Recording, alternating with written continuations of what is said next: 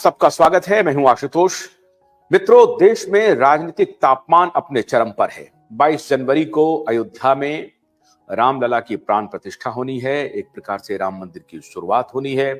दूसरी तरफ राहुल गांधी मणिपुर से भारत जोड़ो न्याय यात्रा की शुरुआत कर चुके हैं। नागालैंड वो पहुंच चुके हैं और मार्च में उनको मुंबई पहुंचना है। इंडिया अलायंस में सीटों को लेकर के तालमेल बिठाए जा रहे हैं। एनडीए अपने तरीके से रणनीति बना रही है। कहा जा रहा है कि फरवरी या मार्च में चुनाव के लिए अधिघोषणा हो जाएगी और चुनाव अपने वक्त पर ही होने की संभावना है। लेकिन महाराष्ट्र में भूचाल आया हुआ है। महाराष्ट्र में उद्धव ठाकरे की सेना, शिवसेना, क्या अब अपनी पहचान लगभग समाप्त कर चुकी है? आज इसी मुद्दे पर बात करेंगे।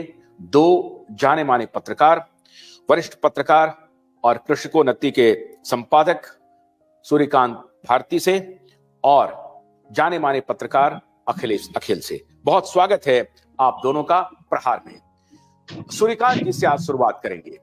सूर्यकांत जी, क्योंकि आप महाराष्ट्र से आते हैं, महाराष्ट्र की राजनीति पर बहुत पैनी नजर रखते हैं, नब्ज जानते हैं, क्या आपको लगता है कि शिवसेना अब एक प्रकार से ओब्सोलीट हो गई है? उनकी कोई पहचान बाकी नहीं रही है? शिंदे गुट ने बहुत बड़ी सेंधमारी कर दी है। शिंदे गुट में कांग्रेस के दिग्गज नेता मिलिंद देवड़ा शामिल हो गए हैं। ऐसी हालत में आपको लगता है कि हर दिन जो आने वाला होगा उसमें शिंदे गुट मजबूत होगा और उद्धव ठाकरे की शिवसेना कमजोर पड़ती दिखाई पड़ रही है? फिलहाल अभी आपने जो सवाल पूछा है और आज की जो राजनीति चल रही है महाराष्ट्र में, उसका हम अगर आकलन करते हैं अभी, तो पहले जो आपने सवाल पूछा कि शिवसेना, उद्धव ठाकरे की शिवसेना कमजोर हुई है क्या, तो वो हुई है, लेकिन उसका वजूद महाराष्ट्र में है वो खत्म हो जाएगा, होगा क्या? तो वो बिल्कुल नहीं होगा। उनकी धरातल के ऊपर थोड़ा बहुत विदर्भ में उनका काम है, मराठवाड़ा में उनका काम है, कोंकण में अच्छा काम है उनका, मुंबई में तो है ही उनका अच्छा काम।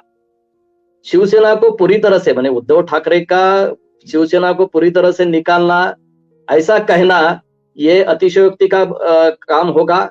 वो रहेगी और अच्छा अगर काम करे तो आगे बढ़ेगी भी। लेकिन आज की वास्तविकता का अगर ध्यान में रखे, लोकसभा चुनाव के मद्देनजर अगर हम ध्यान रखें, तो शिवसेना को अभी नुकसान होने वाला यह तय है। उसके अनेक कारण है। उसके अनेक कारण ऐसा है कि बाला साहब ठाकरे जब थे 2012 में और उसके बाद उनका महापरिनिर्वाण हो गया और 2014 में पहला इलेक्शन हुआ जब बाला साहब ठाकरे नहीं थे, वो गुजर गए थे। उसके बाद युति टूट गई थी, यानी विधानसभा की मैं बात करूं तो उस वक्त बाला साहब ठाकरे अपने नाम का या उद्धव ठाकरे उनके नाम का करिश्मा नहीं कर पाए थे। उसके बाद हालांकि युति हो गई और फिर से वो सत्ता में आए। आज की धरातल पे पोजीशन ऐसी है कि शिवसेना अपना जो मुंबई का जो वोट बैंक है वो अपने पास इंटैक्ट रखे, इसके लिए अभी कोशिश कर रही है। फिलहाल अगर हम मुंबई की अगर बात करें, जो उनका स्ट्रांग होल्ड है, वो अगर मुंबई और कोंकण की अगर बात करें, तो आज भी जो शिवसेना का जो जान होती है वो अपने शाखाओं में होती है। आज शिवसेना की मुंबई में ऐसी हालत है कि शाखाओं में उनके पास अभी कार्यकर्ता नहीं रहे।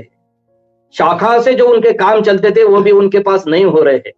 आज जो शिवसेना दिख रही है, मैं और बड़े ध्यान से मैं कहना चाहता हूं कि शिवसेना अभी के फिलहाल के पोजीशन में लोकसभा का इलेक्शन लड़ तो पाएगी, लेकिन जीतने के लिए वो उनके लिए उतना काफी होगा ऐसा मुझे अभी लगता नहीं है। प्रकाश जी अभी ज्वाइन कर रहे थे, लेकिन संभवतः लगता है कि ट्रैवल कर रहे हैं प्रकाश जी। प्रकाश जी आप ज्वाइन कर लिए हैं। इसके पहले कि आपका नेटवर्क चला जाए, ये अभी सूर्यकांत जी ने कहा कि शिवसेना पूरी तरह से समाप्त हो जाएगी, ऐसा तो नहीं कहा जा सकता, लेकिन इस लोकसभा चुनाव में शिवसेना को बहुत नुकसान हो सकता है, क्योंकि उनके जो कार्यकर्ता हैं वो भी कंफ्यूज्ड हो गए हैं और बहुत जो एक एक्टिव जो है होता है पॉलिटिकल एक्टिविज्म का, उसमें उनके कार्यकर्ता नहीं हैं। तो इस लोकसभा चुनाव में उनको भारी नुकसान हो सकता है। पार्टी पूरी तरह से डिसिमेट नहीं होगी, ऐसा सूर्यकांत जी का कहना है। देखिए, कुछ हद तक मैं ये बात मानता हूं, लेकिन उसके बावजूद भी जिस तरीके से शिवसेना को तोड़ा गया, तो ये इसके कारण जो कॉमन आदमी है उसके सेंटिमेंट को बहुत ज्यादा धक्का लग गया है। एक बात ध्यान में रखिए, शिवसेना के जो क्या बोलते उसको, शिवसेना ने चालू करने वाले जो थे, जिन्होंने शिवसेना को लीड किया, वो बाला साहब ठाकरे थे। इसके बारे में महाराष्ट्र का बच्चा बच्चा जानता है। प्लस उद्धव ठाकरे उसके चीफ उन्होंने बनाए थे, ये भी इसमें मानते हैं।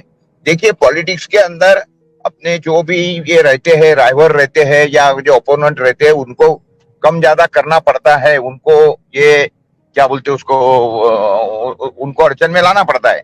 तो इसके पहले भी ये कामें हुई, लेकिन जिस नग्नता से महाराष्ट्र में ये सारा काम हुआ, पर्टिकुलरली देवेंद्र फडणवीस ने जिस तरीके से ये सारा सियासी खेल चला, तो ये इन्होंने सामने आकर ये सब किया। इसके पहले के जो लोग रहते थे, जैसे इसके उदाहरण मैं विलासराव देशमुख का दूंगा। विलासराव देशमुख ने भी उस समय पे शिवसेना को तोड़ने के लिए मनसे वालों को सपोर्ट किया। बाद में शरद पवार जी के पीछे अन्ना हजारे को लगाया। तो ये सारी बातें होती रही। शिवसेना उसके बाद में बाला साहब ठाकरे को भी उन्होंने जाके उनका जान खतरे में है करके उनको क्या बोलते स्पेशल सिक्योरिटी में अंदर डाल दिया, यानी कहने का मतलब नजर बंद कर दिया था एक तरीके से। ये सब कामें जो है, ये तो सारी की सारी उनको उनका जो वजूद है शिवसेना का, या उनकी जो पावर थी, वो कम करने वाला ही है अपने अपोनेंट की। लेकिन वो बहुत शातिरता से इसके पहले के ये पॉलिटिशियंस करते थे।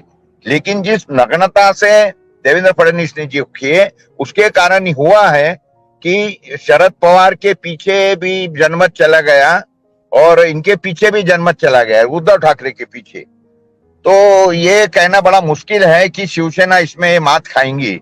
ये तो सियासी चालें कैसे बैठती है, क्या होता है, उसके ऊपर आने वाला काल बताएगा। लेकिन मैं ये नहीं मानता हूं कि शिवसेना खत्म हो गई या ये पावर नहीं है। उल्टा बीच में उद्धव ठाकरे के खिलाफ में भयंकर जनमत चले गया था, जब वो चीफ मिनिस्टर होते हुए कुछ कर नहीं पा रहा था, या 20-22 महीने मंत्रालय गया नहीं, तो भयंकर लोगों का। लेकिन अभी शिवसेना की जो सभाएं होती है, वो हजारों लाखों लोगों की वो सभाएं होती है।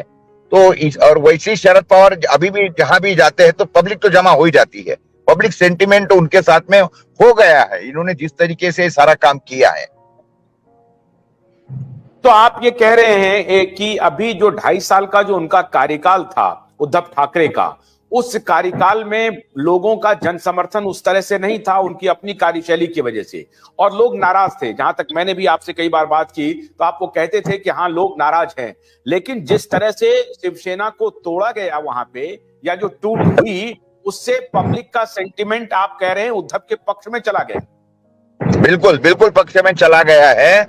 और अगर ये अभी जैसा इनका महाविकास आघाड़ी हुआ है, ये तीनों पार्टियां एक आ गई है, चारों पार्टियां एक आ गई है, उस तरीके से अगर इलेक्शन खेलता रहा अच्छी तरह से।